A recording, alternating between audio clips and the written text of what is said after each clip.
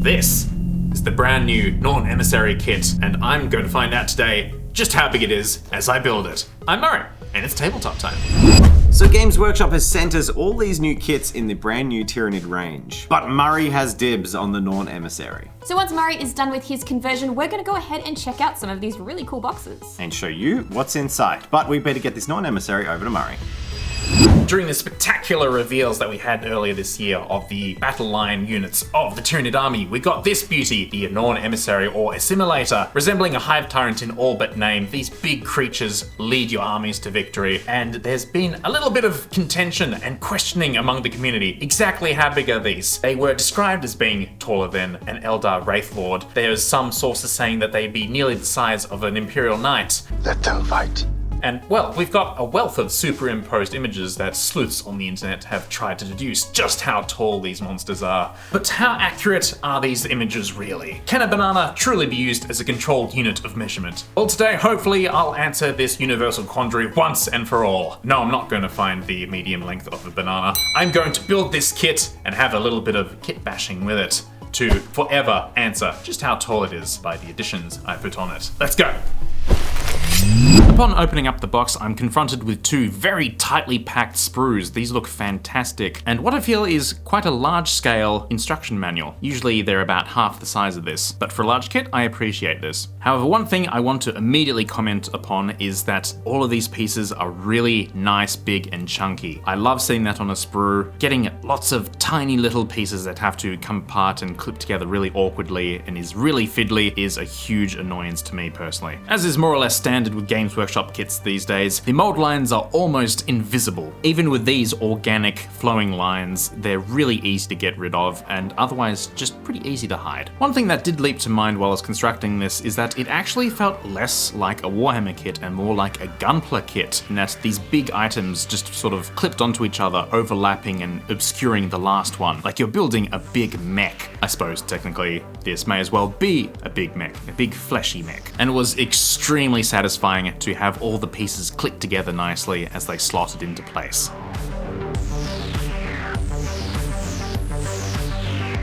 Now that I've prepped all the main components to construct the body, it's time to put them all together. Except, where is the middle piece gone? Ah, there it is. Cheeky little blighters. And as you can see here, the little termagant is sitting entirely upon the big chitinous frill that is the head of the Norn Emissary.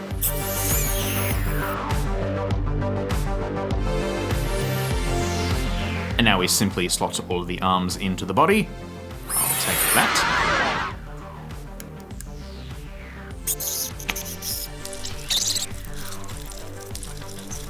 And that one, thank you.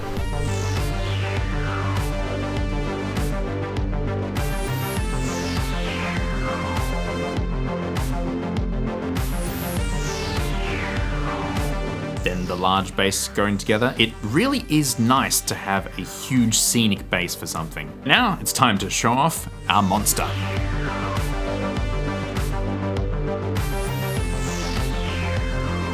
And here we have it. He's all constructed and he looks glorious. However, I don't want to leave it just here. As cool as this model is in its completely vanilla pose, I want to add just a little something, namely a little dead something. We still have the sprue of the Ballisticus Dreadnought that came in the Leviathan box set. Well, I'm going to make use of it. There was this amazing conversion that was in the Chaos Codex at the time. It was this demon prince holding aloft the remains of the pilot of a dreadnought, bloody and pulped in one raised hand, as the rest of the shell of the dreadnought lay broken and tattered at his feet. It was a brilliantly made model and an absolute influence on me for the rest of the hobby. In fact, Dave and I refer to this model quite a lot from time to time. And right here, right now, I want to try and replicate this with the new Norn Emissary model. So it's time to pull out the Dreadnought and do a little bit of kit bashing.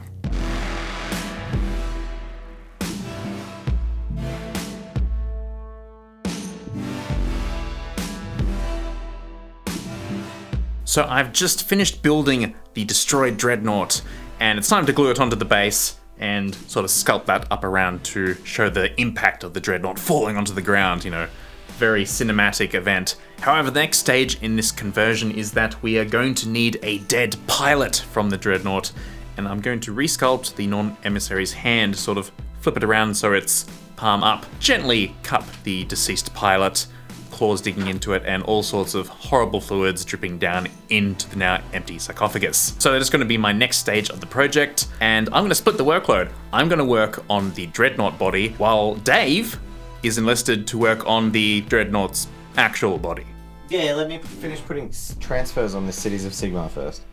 So it's time to take a look at all the other Tyranid kits, and I actually got the Neurolictor. I grabbed this and painted it up at home because I was so excited to paint my first ever Tyranid model, and you can have a look at that here. The box went together really well, but a single sprue inside my box for $77 or something. It's a very cool model, it's very impactful. Yeah, I'll show you the other ones next.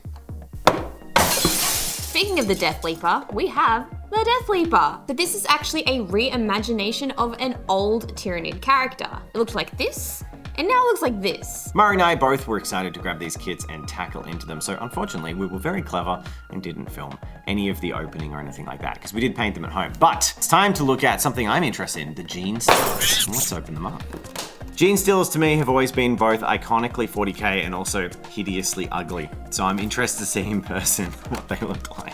We got 3 sprues, 32mm bases, instructional pamphlet, 2 legs, 4 arms, heads, it's all there. I feel like the classic, the iconic Gene Stealer paint job just kind of, like, no negative to the painters, they painted it well, but the actual paint scheme I think is really boring and doesn't show off all of the detail. These are quite cool. There's a lot more going on these limbs than I think I thought there was. I actually think I prefer the other variant that kind of looks like Cthulhu. I think that they're way cooler than the old Gene Stealers, which to me look kind of lame. They look like the Ood from Doctor Who. Yes. Remember Doctor Who? Yes, they do. We've got dynamic mounts, but really, I would love to see these Gene Stealers painted up in not the Leviathan scheme, because there's a lot more detail on these models than you can sort of see in these paint schemes where they're just painted white. I will say in a few areas, the way the casting has been done makes it look like the claws are actually webbed feet, because the plastic kind of glues them together rather than them being independent and splayed, which is a little bit peculiar, I must say. But beyond that, it looks awesome and is definitely a big upgrade for a classic kit. So next up we have the Biovore, and this previous model that existed was pretty darn ugly, and I have to say this is a huge upgrade. So let's open up and have a little look. This kit came with 1.5 sprues in it, and it looks like there's some pretty cool stuff on here. We can see 3 of the spore mines, and they've had a bit of a redesign, so they're looking pretty cool. They're actually pretty big. They're substantially larger than spore mines. I remember spore mines being like, not even an inch tall, but these are probably what? They're as large as a Primera Space Marine in height, easily. I'd say they're probably 1.5 inches for you Americans. And this is the size base that he comes on, so he's like about the size as I would expect him to be. 80mm base, and they're on 25. Yeah. I think this guy has a ton of detail on him. I can see some really gnarly veins, and it looks a little bit gross in some places, but in a cool way, I guess. So all the legs insert with kind of like peg attachments. So if you wanted to give it a more dynamic or different pose, you would have to carve that off, which is a bit odd because there's so much room to hide a ball joint in the carapace of this model. I find it strange that they went for these one pose options for the way it connects. Probably so the detail's more seamless. It would be interesting to see how much posability people would actually have. Because if you got like 4 of them, you don't want their legs in exactly the same position. I kind of want to see one, you know, like from Zelda where they got the spiders that kind of like face downwards. I kind of want to see it like bum up.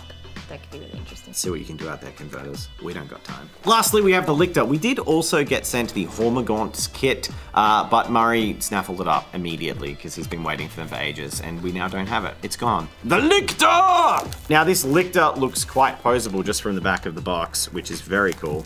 The Lictor is actually a model I've really liked for a long time. This is a standalone solo model you get in the box. It's not in a squad. This box is a single Lictor. We have 1 full-size sprue, of which there's a lot of little gubbins and a lot of highly detailed parts, which we've come to expect from the Tyranid range. I'd say it's a lot larger than the previous Lictor iteration was, this claw's like 2 inches long just for its top talon.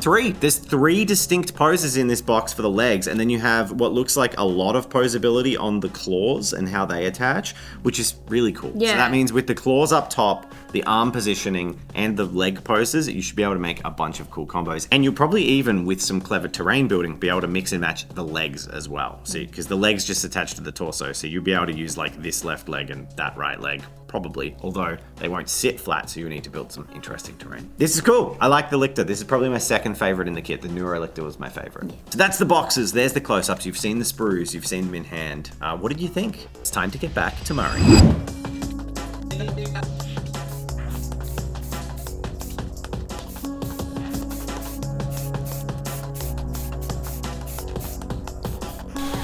For all my Tyranids, I prime and base coat my miniatures with aerosols, both to save myself time and also to get a nice gradient between a lively red undertone and the blue that is the basis of my color scheme.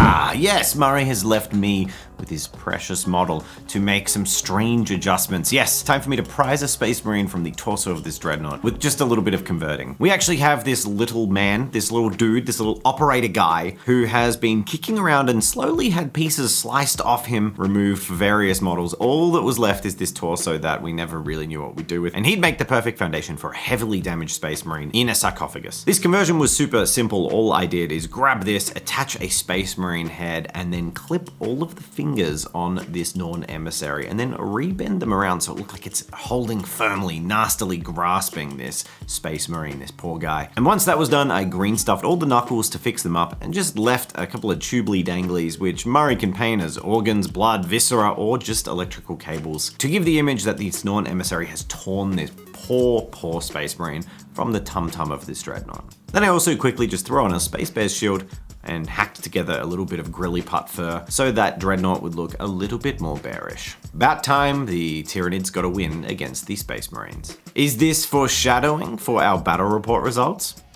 You decide. Alright, time to start painting.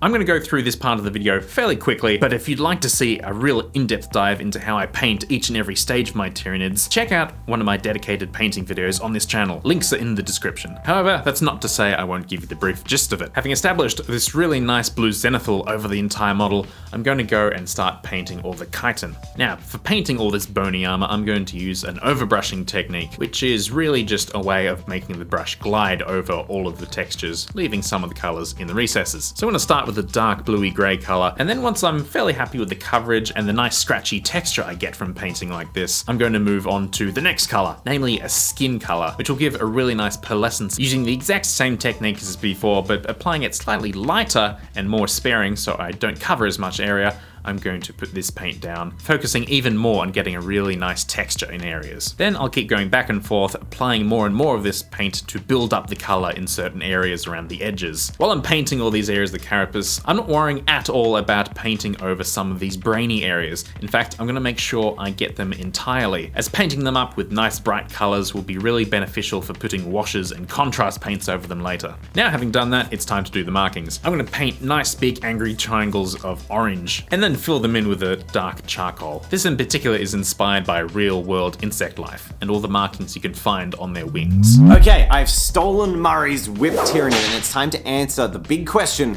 everyone wants to know, which is, how big is it?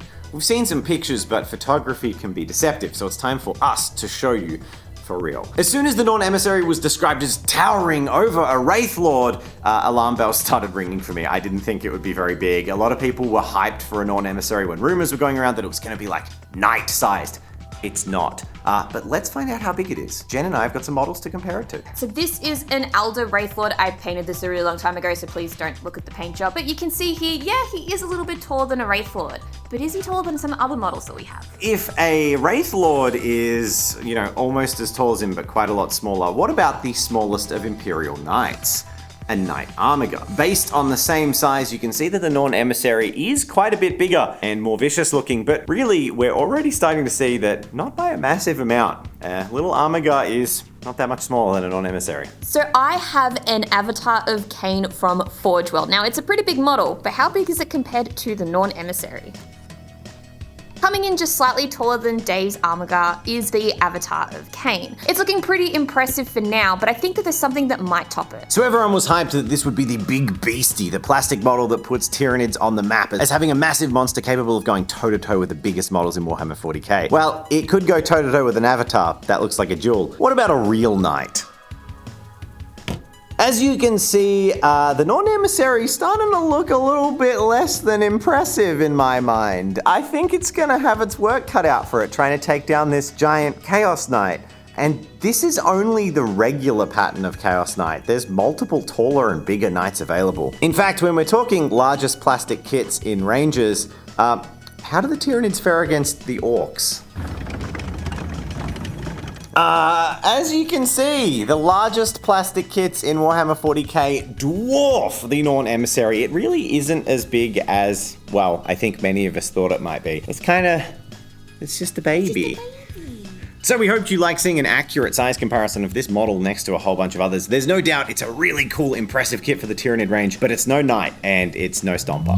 For the next stage, I like to go with a really strong pink contrast and just go over all of the fleshy areas in between all the limbs. This will give a really nice, soft, fleshy appearance. And once that's dry, I'll also highlight it to give this really nice, wet, glossy appearance that'll really communicate soft flesh. And then in complete contrast to the soft areas, it's time to do all the sharp talons and claws. And for this, I'm going to use a really dark blue and then start mixing in successive shades of a strong jade color. And it creates an absolutely striking appearance on all of the sharp talons and teeth. For the brain on the Norn Emissary, I decided that I'd try and replicate a very strong ethereal blue that the official artwork is showing off. I did a sort of ruddy red on my Neuro Tyrant, and I think it just blended maybe a bit too much into the red undertones I already had. So I'm going to go for a really electric light blue, and we'll see how that goes.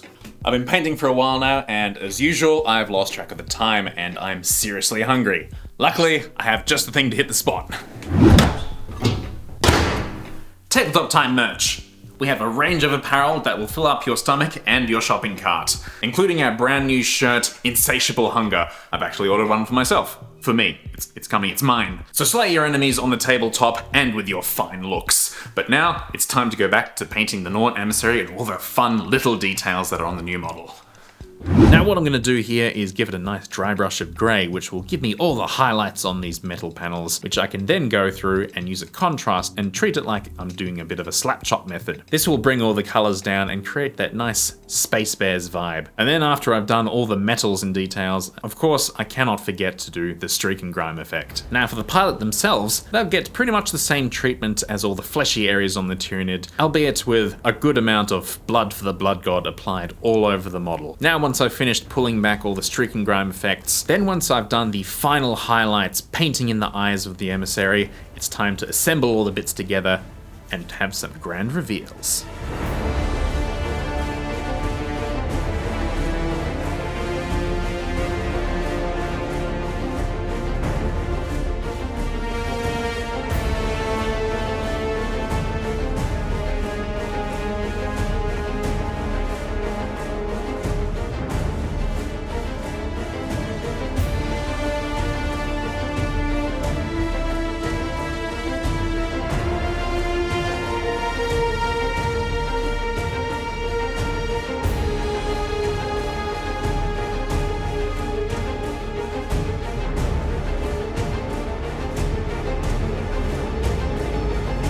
I want to say a massive shout out to all our patrons. Without your support, we could not put out 2 videos a week. That's crazy talk, and it's through your combined support that we are able to make such amazing things. If you have a burning curiosity for what happens in our Patreon, we have our own private Discord server in which you can share your own miniature adventures, what you're working on, and even take part in our monthly miniature review. It's a huge amount of fun and it's great to interact with everyone there. So if you'd like to sign up, the links are in the description below. Thank you for watching until the end of the video as we had a little exploration looking at all the new kits, built one up, painted it, converted it, and had my own little personal homage to a really cool old Golden Demon entry. Until the next release.